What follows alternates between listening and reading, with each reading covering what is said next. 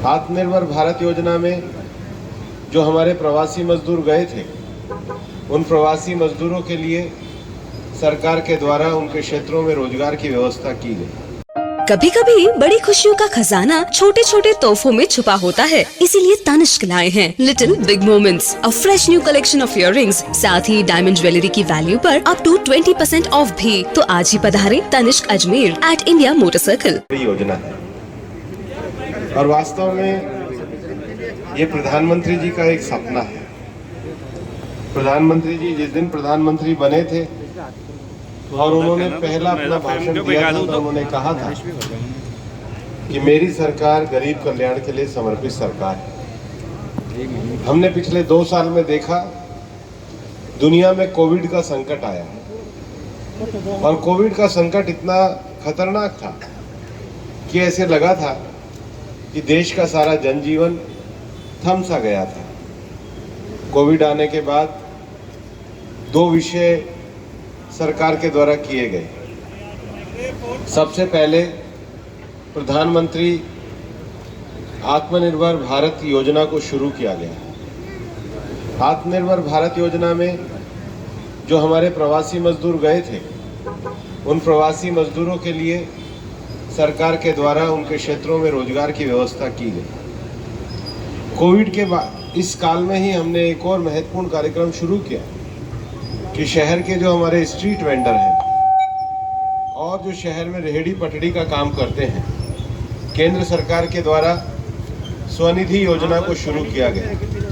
मैं हमारे दोनों शहर के विधायकों से कहना भी चाहूँगा कि अजमेर शहर में एक बार जो स्वनिधि योजना है केंद्र सरकार की, उसका वो पूरा विश्लेषण करें और स्वनिधि योजना को हम बहुत मजबूती के साथ लागू करें।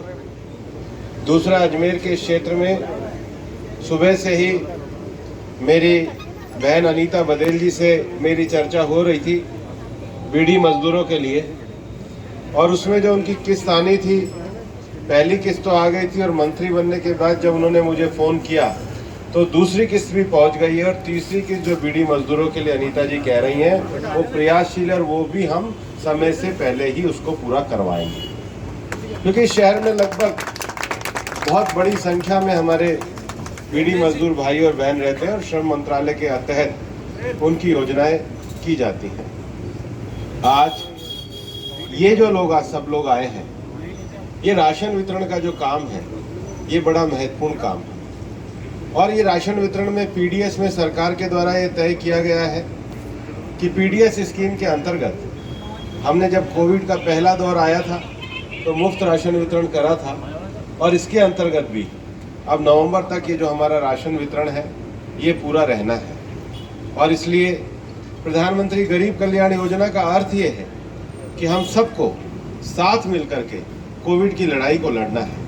इसलिए राशन वितरण का कार्यक्रम जहाँ नवंबर तक किया जाएगा, वहाँ मेरा एक और आह्वान रहेगा और विशेष रूप से भारतीय जनता पार्टी के कार्यकर्ताओं ने वैक्सीनेशन को लेकर के बहुत महत्वपूर्ण पहल करी है। पिछली बार जब मैं अजमेर आया था तो मैं खुद देवनानी जी के क्षेत्र में वैक्सीनेशन के जगह पे गया था और वहाँ पर भी हमारी पार्टी के कार्यकर्ता वैक्सीनेशन के इस अभियान में लगे हुए हैं।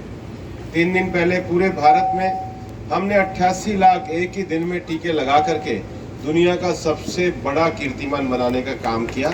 आज देश में लगभग 55 करोड़ वैक्सीनेशन लग चुके हैं। सितंबर अक्टूबर तक 257 करोड़ ये वैक्सीनेशन की डोज भारत में बन भी जाएगी और लोगों को वैक्सीनेशन हो भी जाएगा। लेकिन वैक्सीनेशन के साथ साथ ही आने वाले अक्टूबर नवंबर तक प्रधानमंत्री गरीब कल्याण योजना के तहत आप सबकी सेवा के लिए प्रधानमंत्री जी के आदेश से हम पूरी तरीके से सही समय पे अंतिम लास्ट डिलीवरी तक राशन वितरण हो, उसके लिए हम समर्पित हैं। कुछ जो बातें स्वनिधि से लेकर के और हमारे बीड़ी मजदूरों की कही है वो हमारे अजमेर से जुड़ा हुआ विषय है, उसको हमारी बहन अनीता जी और हमारे देवनानी जी और हमारे बाकी सारे पार्षद उठाते रहते हैं। कोविड के काल में हमारे पार्टी के राष्ट्रीय अध्यक्ष नड्डा जी ने जो मंत्र दिया है सेवा ही संगठन, तो सेवा ही संगठन के लिए भाजपा भी समर्पित है, भाजपा सरकार भी समर्पित है। कार्यक्रम में देरी हो रही थी इसलिए संचालक से मंच मैंने खुद ही अपने आप ले लिया। दोनों विधायकों को कह दिया कि अब हम आगे चल के ये मीडिया के लोगों की कि ज़्यादा देरी नहीं करनी चाहिए। आधा घंटा तो उन्होंने कहा हम इंतज़ार कर लेंगे, तो इस कार्यक्रम को करके और हम आगे चलेंगे। बहुत बहुत धन्यवाद अनीता जी और हमारे जो डिस्ट्रिक्ट सप्लाई ऑफिसर हैं, विधिवत वितरण के कार्यक्रम को शुरू कराएं।